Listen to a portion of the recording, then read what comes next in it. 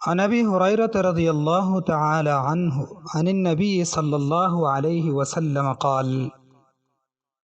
من لم يدع قول الزور والعمل به والجهل فليس لله حاجة أن يدع طعامه وشرابه۔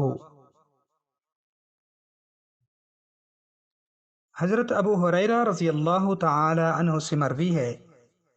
رسول اکرم صلی اللہ علیہ وآلہ وسلم نے فرمایا، جو شخص روزے کی حالت میں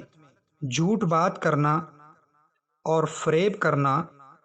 اور جہالت کی باتوں کو نہ چھوڑے تو اللہ کو اس کی کوئی ضرورت نہیں کہ وہ اپنا کھانا پینا چھوڑے۔